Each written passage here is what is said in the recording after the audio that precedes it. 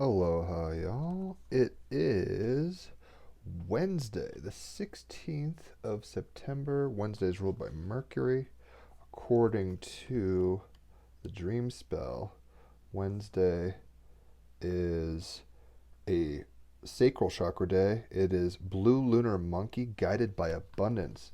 So if you're going to be doing chakra meditations, which I highly suggest, you're going to be focusing on all of them is great, but you're going to want to be tapping into the sacral chakra, the Svadhisthana chakra, right?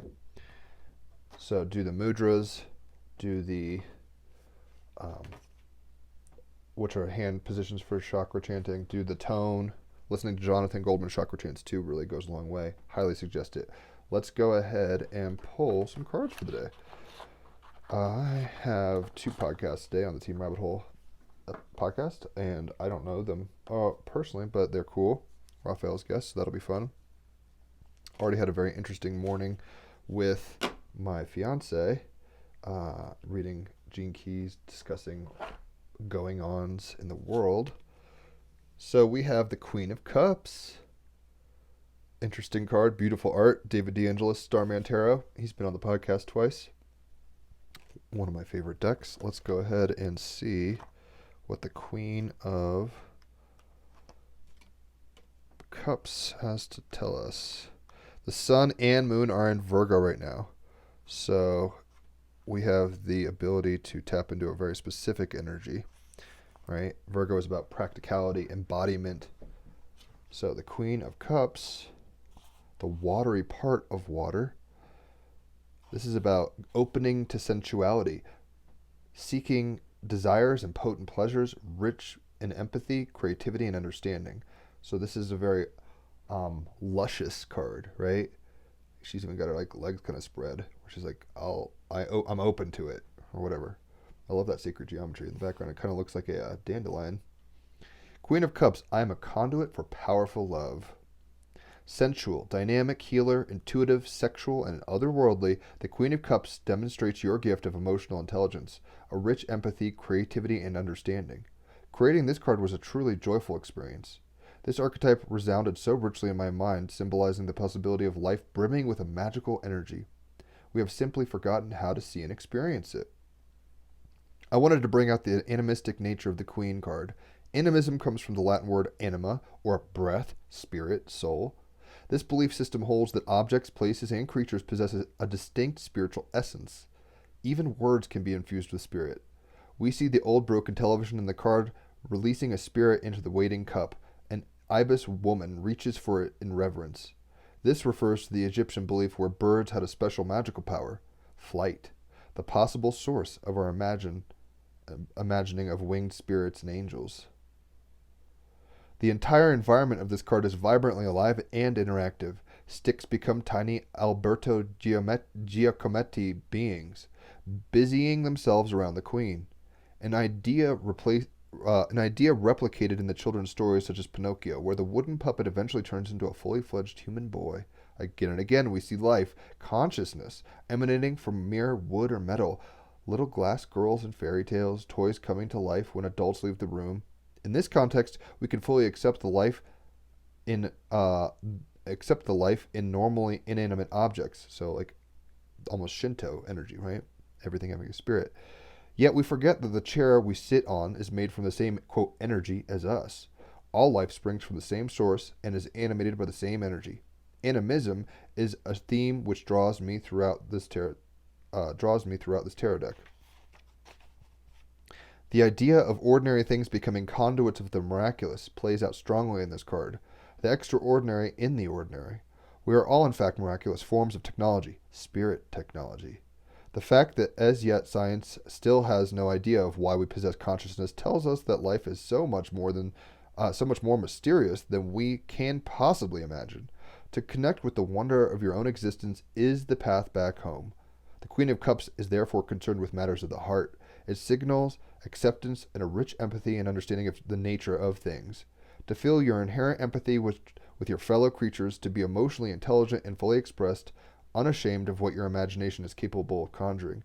There is much to be gained from listening to deeply within, from listening deeply within, giving credence to the dreaming world and being a bridge between the two, a conduit between the spirit and the matter, that kind of false dichotomy situation. So the Queen of Cups, watery, part of water, is open to sensuality, seeker of desires and potent pleasures, rich empathy, creativity, and understanding. With the sun in Virgo and the moon in Virgo, and Venus in Leo, as well as Mars in Aries, we have this ability to act from a spirited and heart-filled place. That the Venus, our love, in Leo is about the inner child, to the point of wanting to pursue things that bring us joy and engaging things fully out of a vibrancy and spiritedness for life. But with Virgo, sun, and moon, it's about grounding and embodying it practically. So it's like, yes, I like having fun, but how can I like embody it? She's an embodiment of sensuality, right? So let's go ahead and get some more cards in on the action. Dreams of Gaia. I was gifted this deck. Thank you. Gifts are always fun. So this wasn't one I even knew about until I got it. We've got knowledge. And we have to remember that Virgo is ruled by Mercury, and Mercury is about information. So we're gaining a level of knowledge today about our world, the world around us. Knowledge is number 9.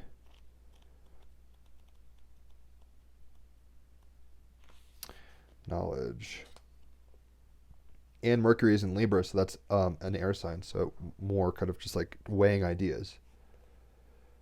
Knowledge. Keywords are knowledge, skills, understanding, training, education, and practical experience. Key phrases. We exist to learn as we learn to exist. Knowledge is power.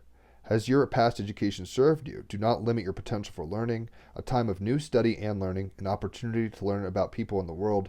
Surrounding yourself with books and information. Does bias and unfounded prejudice close you to new knowledge? These are kind of the shadowy questions to ask. Improving upon knowledge that you have. Where is your knowledge taking you? Does what you are learning now serve a practical purpose? Virgo, sun, practical, and moon.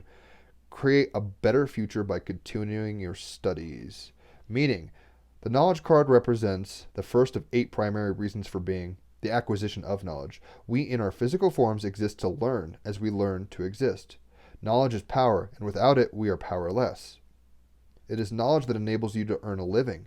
It is knowledge that enables you to cook your meals. It is knowledge that enables you to treat a wound so that you can prevent infection. It is knowledge that enables you to move through your day and live your life. Without knowledge and the ability to acquire it, humanity would not be the evolved species that it is. When knowledge card appears in the present, and that's what we'll say this card is in, it symbolizes a time of new study and learning. You are being invited to increase your knowledge or skill set. It is time to enroll in a new course, to take on a new role at work in order to advance your skills, or to take on a talent that you have and apply it to a skill that allows you to draw on that talent. This is the first YouTube video I've ever done. I've always gone live on Facebook, and people are always saying, make YouTube videos, so I'm doing it now. There may also be an opportunity to learn more about people and the world around you. Seek out the elders who could teach you about nature and humanity, and humanity's place and purpose in nature, as well as more traditional means of education. Surround yourself with books and information. Even if a source is unfamiliar or outlandish to you, like something that you just don't agree with or are not down with, it may still serve a purpose, the purpose of offering you information that you did not possess, information that in turn both teaches you and benefits you in some way. Now is the time to build upon the knowledge that you already have. Go back to school. Go out into the world and ask questions. Do not take anything for granted. Research, investigate, and study all that inspires your curiosity and all that does not. Mercury and Libra. Be searching out things with your mind, Mercury, on both sides of the scale. Don't just be like, I prefer, blue jeans and I never wear fucking corduroys. Like stuff like that, right? Research, investigate, and study all that inspires your curiosity and all that does not. You might discover that an unfounded bias or prejudice has closed your mind to knowledge that can ultimately set you free. It is time to crack that mind and the books open. And it is September. School has started again for many people. So we even have that kind of energy being reinforced. I myself am teaching myself Japanese. And I just signed up for a music theory course in January through Berklee College of Music that's free. I have learned how to read music before, but as a musician, I'm like, oh yeah, that's something I need to rekindle now that I have Ableton Live 10 Suite and all this kind of stuff. There's things to do. And with the sun and moon in Virgo, there's things to do, and it's practically beautiful. Like we're wanting to do these things. So and we're wanting to embody these things for what? For our service and our health for the health of the world. That's what Virgo's all about. Now a Galactic Heritage card. Pushing the envelope, number 17. So this is a Lyra timeline. Present timeline, Lyra. Pushing the envelope, present timeline. A Lyran trait that humans share is the need to push the envelope, to force ourselves to go beyond limitations. This is what drove them and us to always grow more, beyond the laws of physics, beyond current technology, and beyond physical endurance. This goes very much in line with the knowledge card, where it's like, push the limits, see what's out there, right? Push that envelope with curiosity at the helm. This can be a good quality when a breakthrough is desperately needed. However, this trait can become obsessive and cause us to never rest and always push ourselves to exhaustion. This most likely has been a karmic pattern of yours for many lifetimes. Now it is time to let go. Your self-care is more important than pushing the envelope. So, learn and study, but don't try to pull 4 all-nighters to learn the thing, right? Have limits, have realistic kind of practical Sun and Moon Virgo ability to balance Mercury and Libra, the intake and the outtake of knowledge, right? So push the envelope with curiosity, but don't go too hard in the paint. This theme refers to the human and Lyran tendency to become single-minded and sometimes ego-driven, pushing ourselves beyond our limits in order to accomplish a goal. While this can at times be an admirable quality, it can also severely hamper our evolution and keep us stuck in actions driven by ego. When we are stuck in these ego-driven tendencies, it becomes impossible to connect with our higher nature and evolve beyond the limitations of ego. On the other hand, this card may be giving you a message to push yourself harder when you are afraid, thus acting as an encouragement for you. Do you tend to give up easily on your goals? If so, this card may be encouraging you to focus, trust, and keep going. It may also be giving you a message that you can learn and grow quite a bit by going beyond your perceived limitations. Only by looking at the surrounding cards, as well as looking honestly within yourself, can you ascertain the meaning of this enigmatic card and apply it to your life. This was a major lesson for the Lyrans during this phase of their development. When to push harder and when to let go. Ultimately, when faced with species evolution, it is a delicate balance, both and, not either or. Eventually, however, consciousness transcendence happens at the point of surrender. This is a lesson Earth humans are currently facing on the personal and planetary levels. Surrender and acceptance, right? That's how we know when to push and when not to push. And Virgo, Sun and Moon it's a very practical. It knows when too much is too much. It's like, that's impractical. That's too much.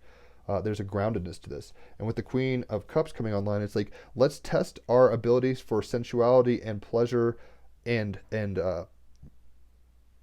artful joy, embodiment, and know what it means to be human, learning new styles, learning new things. But don't just go, try all the drugs at once. Don't just go, look at every book in the or every word in the encyclopedia. It's like, take a moment and really fully enjoy and imbibe the knowledge that you're experiencing in the present moment and accept it without trying to be so driven that you're a black hole, just trying to consume everything and not actually absorbing and being part of the present moment with the thing that you're experiencing at that time. Let's go ahead and get a Stacey DeMarco Divine Animal Oracle card. She's coming on the podcast. That'll be fun. She's an Aussie and a witch. She has many Oracle cards. This is I have a Viking Oracle card too. My fiance has her Moon deck, which is beautiful. One of the more beautiful decks I've ever seen. So if you're looking for decks, all these decks are really dope.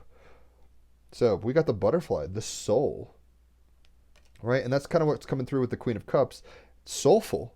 This is just sassy, kind of I'm in it to win it, wet with the pleasure of life, right?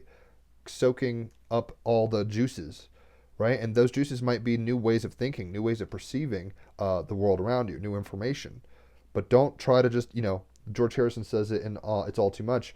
Have a slice of cake, basically, but don't eat too much. All the world's a cake, but have a slice. Don't eat the whole fucking thing at once. You get sick, right? You don't want to go too hard in the paint with overindulgence. But everything you're experiencing is beautiful. It is part of the soul evolution. This is number 28. There's a new moon at 5 a.m., but it's a new moon. There's 28 days in a moon cycle. Wow, it's a little bright. Maybe I should, well, that works. Tilt it down a little. Well, can I? Can I get a... Well, that dramatically changed it, but now you can kind of see the art a little better, hopefully. So, butterfly, the soul. To experience our full selves, we often go through a difficult period of transformation and growth. Trust what you feel. Trust what you feel. The watery part of cups, the queen, trusting what you feel, right? Know thyself, knowledge, and trust that. And don't maybe try to experience the truth of everybody else all the time. You can't. You're where you're at now. Be practical, Sun and Moon Virgo. Trust what you feel. We all have stages to pass through in life. Not all are easy. Don't just slam the easy button to say that's the best way. Like that's a path, but it's maybe not the path. And to become a butterfly, the caterpillar has to emulsify. That's not an easy or pleasant experience, particularly, but it's good ultimately. Look ahead to where you wish to be, not where you have been. Self-trust and the trust of your partner are necessary for a positive relationship. Mythos. Butterflies feature in many cultures as part of their mythos and usually reflect the idea of change and transformation of the deepest part of us. Celtic, Native American, and Mayan cultures all have stories of the divine and butterflies. Probably the most well-known mythos is the Greek story of the archetypal lovers Psyche and Eros, the word Psyche meaning both soul and butterfly in ancient Greek. And C.S. Lewis has a really good book called, I think it's Till We Have Faces or something like that, about Psyche and Eros, and he's taken this myth and made it like a full-on fictional kind of narrative of his own flavoring. Very well worth reading. If you haven't scoped it, do. Psyche was a mortal girl who was so beautiful that people came from all around to gaze and bask in her beauty. She was so appealing that people no longer went to the shrines of the goddess Aphrodite, instead forsaking her to look at Psyche. Aphrodite was angry and decided to punish Psyche, and sent her son Eros, who shot arrows into people to make them fall in love, to shoot an arrow into Psyche and make her fall in love with the most vile creature on earth. However, when Eros saw Psyche, he was shocked by her beauty and accidentally pierced himself with his own magical arrow, thus falling in love with the mortal girl. He could not tell his mother because she hated Psyche so much, and he cast magic upon Psyche so that no mortal could marry her. So he's like, oh my god, I'm in love with you, but I can't get involved with this because my mom hates her, so I'll just put put you on pause. Nobody else can like you either. Psyche's father was amazed that he had no offers for her hand, even though she was the most admired girl in the kingdom. He went to the oracle at Delphi and asked Apollo what to do. The oracle at Delphi is the one where they said, know thyself. Right? It's coming through hard there. The oracle said that Psyche must marry the man she would meet on top of the nearby dark mountain. Psyche's father took her to the top of the crag and left her there, telling her that a husband would come for her. Psyche was terrified. She thought she had been left to die there alone and unwanted. Then a wind stirred her hair and a melodious voice said to her, come with me, my love, and I will take you to our home. You will be happy you will always be happy, but you may not see me. Psyche was swept away and soon found herself in a huge royal palace with beautiful food and her husband, whom she could not see but felt as pure love, and all this was hers forever. She made love to her husband, and she had never experienced such joyous ecstasy. She was happy, and she sent word to her father and sisters that she was married to a fine man. Her sisters soon came to visit, full of curiosity. When they saw the huge home and all the servants, they were jealous of their sister. They asked about the new husband and what he looked like, and Psyche innocently admitted she could not tell them. The sisters savagely told Psyche she must be married to an ugly monster, not a man, and laughed at her. Psyche defended her husband, but the idea of the monster was now planted in her mind. She had a knowledge maybe that she didn't need to know, right? She was pushing the envelope with the opinions of others and not just experiencing the fullness of the joy of the moment. She was like kind of, in a sense, coveting the opinions of others or believing what their truths were. That night, after they had sweetly made love in the darkness, she could hear her husband's rhythmic breaths during sleep. Psyche could not resist taking a candle and sneaking a look at her husband's form. There, by her side, was not a monster, but the exquisite form of the god of love himself, Eros. So delighted was she that she tipped a little of the hot wax upon his arm, and he awoke. Bitterly disappointed that she had broken his trust, he left her. Psyche was devastated and could only turn the goddess of love herself, Aphrodite, to the goddess of love herself, Aphrodite, for help, not knowing that the goddess was so against her.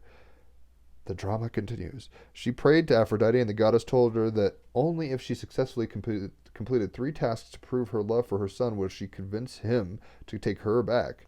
The tasks were seemingly impossible, even confronting death himself, but Psyche prevailed in all of them.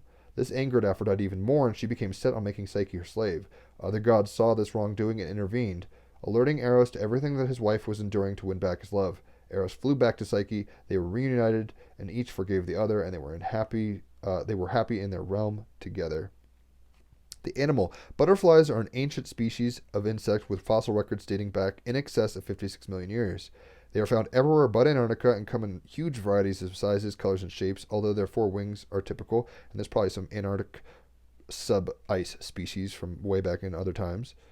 Many butterflies are migratory, and it is now understood that they use a navigatory system based on a polarized light from the sun. This means that even in cloudy conditions, they can know where they are. They have a way of acquiring knowledge that's very different than we would have presupposed. Very cool. They are extremely important as pollinators and are also known for their beauty. Of particular note are the butterflies with iridescent wings for camouflage and almost neon-like colors, which are known the world over. These include stunning giant blue morphos and the pearl morpho, which shimmers in rainbow colors. Butterflies have a varied stage of transformation into their and adult stage, which is why they are so symbolic of transformation. Larvae grow from eggs and are often referred to as caterpillars. This larval stage can be very short or lengthy depending on the species. The larvae cocoon inside a chrysalis to undergo a huge metamorphosis in form that involves physical structures being built and broken down.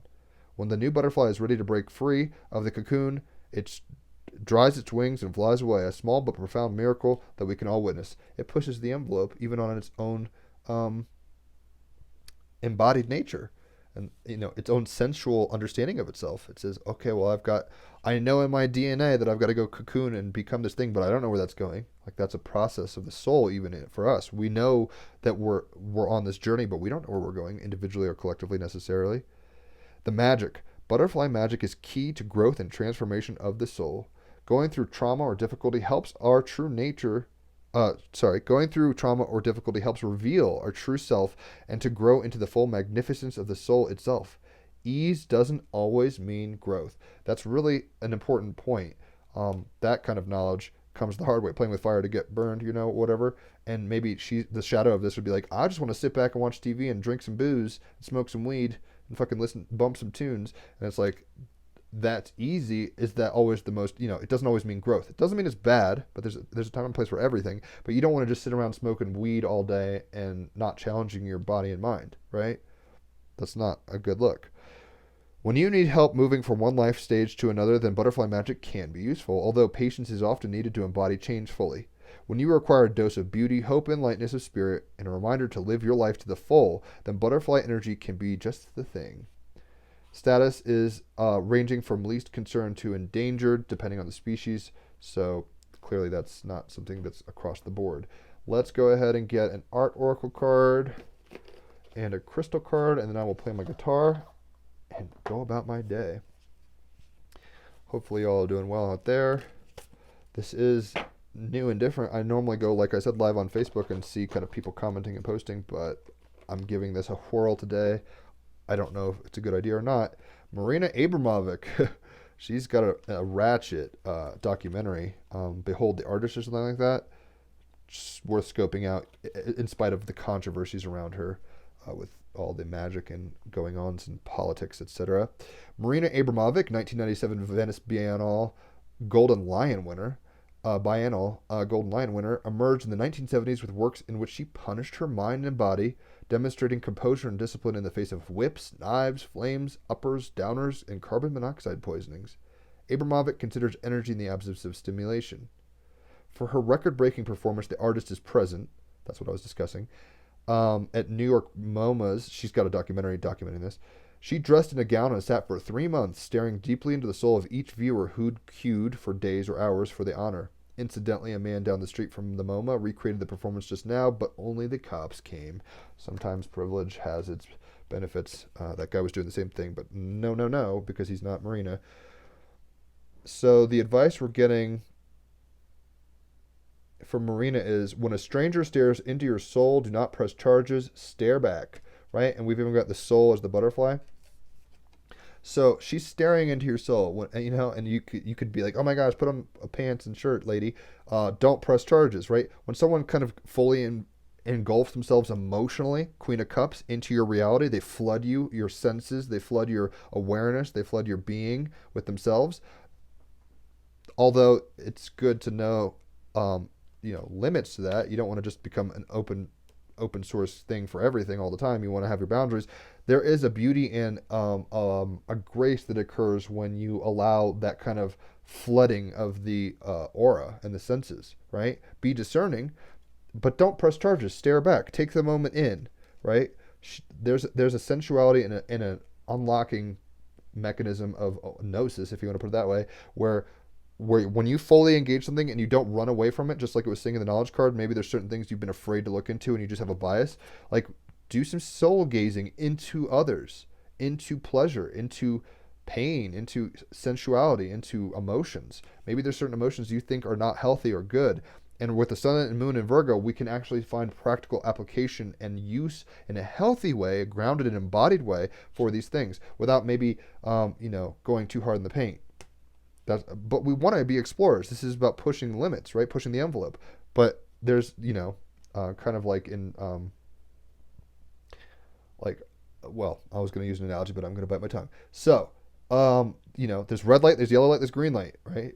So it's like red light's like, don't go any further. Yellow light is like, yo, tread lightly, yellow. Like, right? This is kind of what we're saying. Push the envelopes, but know where you're going. Green light's like, all aboard. Like, let's do this thing. Knowing yourself is how you'll know how to actually go through that process for what you need. And everybody's soul journey looks a little different. All we could say is that we're all on the journey, but somebody might have to go through a whole lot of experience of pain and anguish to get a certain nugget of wisdom that they wouldn't have come to otherwise. Or somebody might have to go through a whole lot of substance abuse to get to a nugget of wisdom that they wouldn't have come to otherwise, potentially. Somebody might have to be abstinent their whole life and come to a place of not gnosis. See what I'm saying? So it says, when the stranger stares into your soul, do not press charges, stare back. Be open, like her legs, and willing, like the Queen of Cups, emotionally willing to know differently than you have. Push the envelope and push the boundaries of your knowledge. That's how our soul progresses. The caterpillar could sit there and say, I'm just going to do this thing, but it has knowledge within its DNA, but let's just say it has an opinion for a second. I'm anthropomorphizing a little and projecting onto the caterpillar, but it's like, hey, I want to experience flight, and I have this dream of flight, and I don't know how to get there, so I'm going to emulsify and become a cocoon thing, and then bada bing. Like, that is pushing the boundaries of its own self-knowledge, right? And it's the journey that it's all on that's really what it's trying to be on. So when a stranger stares back in your soul, don't press charges, stare back. Look at life. Don't react to life and just be like, ew. Try to see life from a detached, neutral place, and then participate in it in an authentic way. And try not to let your ego and your desires ultimately, pull all the shots for you. That's what addiction's all about. When you're like, oh, I have a part of my brain saying I want this, and your soul's like, do I? Right? So the crystal we're getting, and I actually have one of these, selenite wand, nicely done. Kind of do that.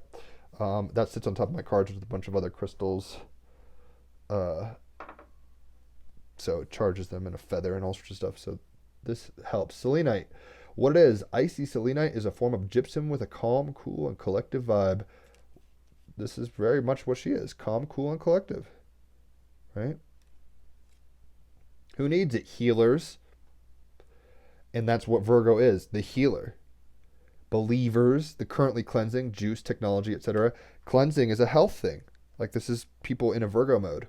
Where to put it? Wherever you want the slate wiped clean, i.e. your bedside table after a brutal work week, or around your apartment after somebody extra shady visits. When to use it? When you move into a new space and want any lingering bad juju to vamoose. When you pray to gods above. When you've been working with crystals and want to clear away energy they've picked up in the process, give them a gentle tap with selenite. That's why I put it on the card, so it clears all the energy from any other readings. Clear your path to enlightenment. Clear your path to enlightenment, right? This is maybe a little vulgar, but it's like you could have your legs crossed and say, no, I have a certain way to do this. This is like saying open wide, clear your path to what? Gnosis, knowledge, enlightenment. And that doesn't always mean acquiring new data. Sometimes that doesn't help with the enlightenment process. Sometimes you just have a lot more information, and information is not wisdom in that sense, right? But what we need to be doing is kind of embracing fully in a very feminine way, in a very kind of absorbing way, like a come to me, that's what she's looking like, come to me and drink deep way, with new experiences, new impressions, new knowledge, new information, right? and with the sun in Virgo and the moon in Virgo being ruled by Mercury and Mercury in Libra, which is an air sign, we're able to, in a balanced way, not going too hard in the paint, but still going somewhere, still pushing the envelope a little, take on practical embodied means of becoming more of who we are meant to be, the soul, right? I think the whole world, it's evident, is going through a lot of changes right now. So instead of watching the news, if you do watch the news, or talking to people you love or friends or whatever, when a stranger stares into your soul, when they start kind of engaging with you, stare back. Some people are gonna be like, "That's Illuminati symbolism." Oh my God! It's like, whatever. That's because you're not staring back with an open mind. Like, you have a preconception, and you're like, "That's bad. That's good." I'm not saying bad and good don't exist necessarily. It's a belief, and I've grown up with that belief as a Christian. But at the same time, when life's happening, right, when strangers stare into your soul, do not press charges, don't react, and react in a negatively polarized way. Stare back. Just observe it. Witness well, as a Buddhist would maybe say, or a Taoist, right? And Selena is saying to clear your path to enlightenment. How do we clear our path? By being open-hearted and open-minded, and trusting. Essentially, she's trusting, right? This is a very position of trust, in that sense. With the watery part, the Queen of Cups, water, we can trust that we're being flushed of the toxins that we need to be. We're being given the nutrients of vitality that we need.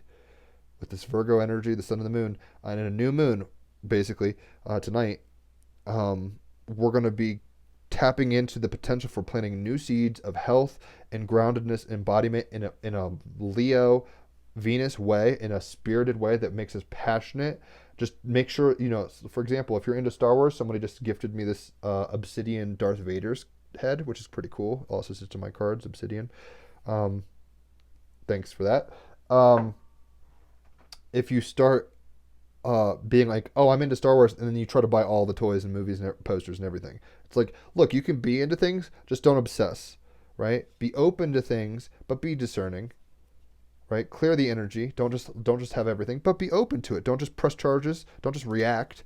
Your journey is your journey, and it is reflective of what exactly you need to experience. And everybody's journeys are a little different. So whether bankruptcy or winning the lottery or any number of the things in between are part of your journey, be grateful for the process to be here, right? We're here to witness and push the envelope of consciousness, push our knowledge. And for a long time, we've been in a Kali Yuga, which is like ignorance reigning supreme. And now we're stepping out of that energy, and we're going into a place of embodiment, enlightenment, unity consciousness. It's always been the case, but we've kind of shut ourselves off temporarily for the, I guess, adulation of experiencing that. And it serves its place. We can be grateful for it. But now, like, it's like staying in a gas station for like 10 hours. It's like, I've been here for a while. I'm ready to go hit the road again. That's where we're at. So let's play some music, shall we? I'd love to know where y'all are watching from. So type that in the comments. And if this is your first time watching, because this is going to be on YouTube, I jam. I'm a musician. So I will be playing some music to the card that we just pulled.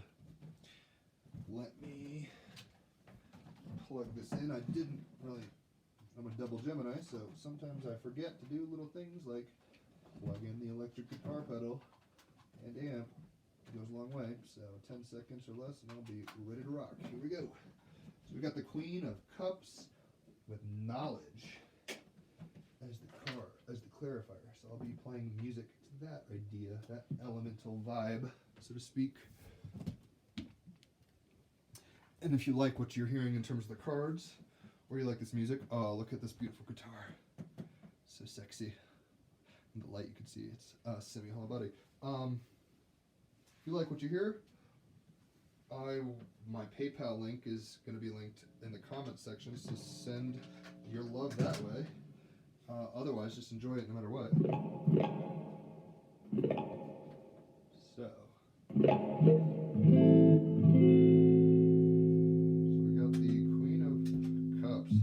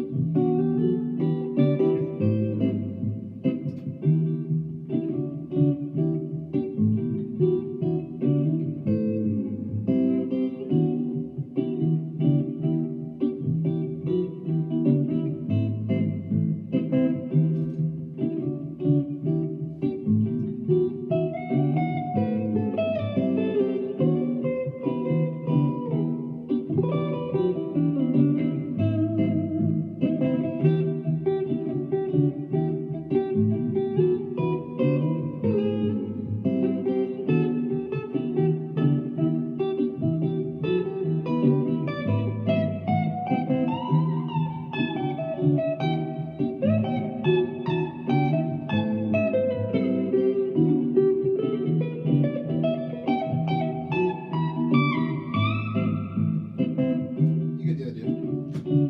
So, Queen of Cups. Being open to life, sensuality in all of its ways, but being discerning, right? So,